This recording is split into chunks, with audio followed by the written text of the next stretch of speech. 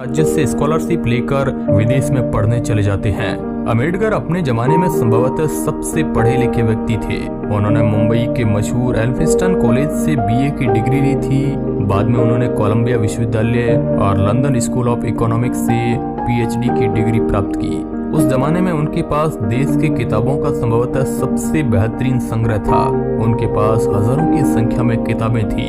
वो अपनी किताबों को किसी को भी पढ़ने नहीं देते थे। वो कहा करते थे कि अगर किसी को उनकी किताबें पढ़नी है तो उसको उनके पुस्तकालय में आकर उनको पढ़ना चाहिए। किताबों के प्रति उनकी भक्ति इस हद तक थी कि वह सुबह होने तक किताबों में ही लीन रहते थे। रात में अम्बेडकर अपनी पढ़ाई में इतने खो जाते थे कि उन्हें बाहरी दुनिया का कोई ध्यान ही नहीं रहता था। अम्बेडकर की जीवनी लिखने वाले धनंजय कीर लिखते हैं, अम्बेडकर पूरी रात पढ़ने के बाद भोर में सोने थे। सिर्फ 2 घंटे सोने के बाद वो थोड़ी देर कसरत करते थे। उसके बाद वो नहाने के बाद नाश्ता किया करते थे। अखबार पढ़ने के बाद वो अपने कार से कूद जाते थे। इस दौरान वो उन किताबों को पलट रहे होते थे जो उस दिन उनके पास डाक से आए होते थे, और वो समाप्त होने के बाद वो किताबों की दुकानों के चक्कर लगाया करते थे। और जब वो शाम को घर लौटते थे तो उनके हाथ में नई किताबों का एक बंडल हुआ करता था। डॉक्टर भीमराव अम्बेडकर को हिंदी, अंग्रेजी, संस्कृत, फ्रेंच, पाली, जर्मन, मराठी, पर्शियन और गुजराती जैसी 9 भाषाओं का ज्ञान था। इसके अलावा भीमराव अम्बेडकर को बागवानी का भी बहुत ज्यादा शौक था। दिल्ली में उनसे अच्छा दर्शनीय बगीचा किसी के पास नहीं था। एक बार ब्रिटिश अखबार डेली मेल ने भी उनके गार्डन की तारीफ की थी। अम्बेडकर को न तो नशे की किसी चीज का शौक था और न ही वो धूम्रपान किया करते थे। एक बार जब उन्हें खांसी हो रही थी तो उन्हें किसी ने पान खाने का सुझाव दिया। उन्होंने उनके कहने पर पान खाया जरूर, लेकिन अगले ही पल उसे ये कहते हुए थूक दिया कि ये बहुत कड़वा है। वे बहुत साधारण खाना खाते थे। दोस्तों, सवाल ये उठता है कि महात्मा गांधी और डॉक्टर भीमराव अम्बेडकर के बीच कैसे रिश्ते थे? क्या उनके विचार मिलते थे? दोस्तों, महात्मा गांधी और भीमराव अम्बेडकर के बीच कई बार मुलाकातें हुई थी, लेकिन वे दोनों अपने मतभेदों को कभी नहीं पाट पाए। आजादी से 2 दशक पहले अम्बेडकर ने अपने आप को अपने अनुयायियों के साथ स्वतंत्रता आंदोलन से अलग थलग कर लिया था। महात्मा गांधी और भीमराव अम्बेडकर के बीच संबंध कैसे थे? ये सवाल कई सालों से बहसबाजी वाला रहा है। बाबा साहेब अम्बेडकर मानते थे कि गांधी जी भारत के इतिहास में एक प्रकरण थे। वह कभी एक युग निर्माता नहीं थे। गांधी पहले से ही इस देश के लोगों के जहन से गायब हो चुके हैं। उनकी याद इसी कारण आती है कि कांग्रेस पार्टी उनके जन्मदिन या उनके जीवन से जुड़े किसी अन्य दिन सालाना छुट्टी देती है, इसलिए ही लोग उन्हें याद रखते हैं। मगर मुझे लगता है कि अगर ये कृत्रिम सांस नहीं दी जाती तो गांधी जी को लोग काफी पहले ही भुला चुके होते। साल 1955 के एक बीबीसी के इंटरव्यू में अम्बेडकर ने महात्मा गांधी के व्यक्तित्व की आलोचना की थी। अछूतों के प्रति गांधी जी के अनुराग और उनके तरफ से बोलने के उनके दावे को अम्बेडकर एक जोड़ तोड़ की रणनीति मानते थे।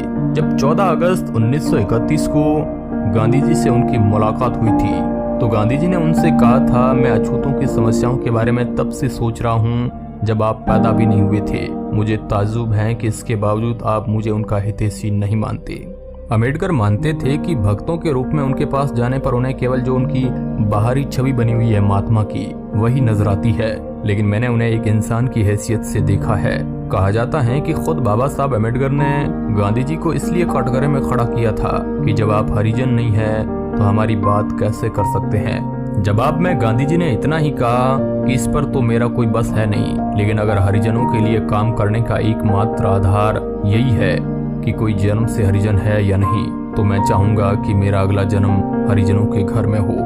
अम्बेडकर ने गांधी जी से कहा था कि अगर आप अछूतों के खैर ख्वाब होते तो आपने कांग्रेस का सदस्य होने के लिए खादी पहनने की शर्त की बजाय अस्पृश्यता निवारण को पहली शर्त बनाया होता कि किसी भी व्यक्ति को जिसने अपने घर में कम से कम एक अछूत व्यक्ति या महिला को नौकरी नहीं दी हो, या उसने एक अछूत व्यक्ति के पालन पोषण का बीड़ा न उठाया हो, या उसने कम से कम सप्ताह में एक बार किसी अछूत व्यक्ति के साथ खाना न खाया हो, तो उसे कांग्रेस का सदस्य बनने की अनुमति नहीं दी जानी चाहिए थी।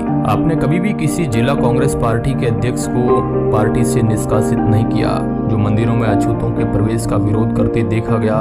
इसके अलावा भी एक बार बीबीसी ने उनसे पूछा था कि गांधी जी के बारे में आप क्या सोचते हैं।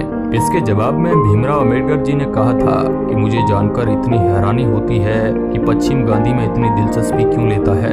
जहाँ तक भारत की बात है तो देश के इतिहास का एक हिस्सा भर है, कोई युग निर्माण करने वाले नहीं। गांधी जी की यादें इस देश के लोगों के जहन से जा चुकी है। भीमराव अम्बेडकर टाइम के बहुत पक्के थे। वो फिजूल में टाइम बिल्कुल भी बर्बाद नहीं करते थे। जब भी वो कार से अपने घर लौटते थे तो वो सीधे अपने पढ़ने की मेज पर जाते थे। उनके पास अपने कपड़े बदलने का समय भी नहीं रहता था।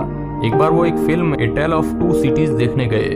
उसे देखते समय उनके समय कोई विचार कौंधा और फिल्म बीच में ही छोड़कर घर लौटकर विचारों खोने लगे। बाबा साहेब घर के बाहर खाना खाना भी ज्यादा पसंद नहीं करती थी। यदि कोई उन्हें बाहर खाने पर ले जाना होता था तो उनका जवाब होता था, अगर तुम्हें मुझे दावत ही देनी है तो मेरे लिए घर पर खाना ले आओ। मैं घर से बाहर जाने वाला नहीं। बाहर जाने और वापस आने और व्यर्थ की बातों में मेरा कम से कम 1 घंटा बर्बाद होगा। मैं इस समय का इस्तेमाल कुछ बेहतर काम करने के लिए करना चाहूंगा। बाबा साहेब अम्बेडकर मधुमेह से पीड़ित थे और 6 दिसंबर 1956 को उनकी मृत्यु दिल्ली में नींद के दौरान उनके घर पर हो गई। 1990 में उन्हें मरणोपरांत भारत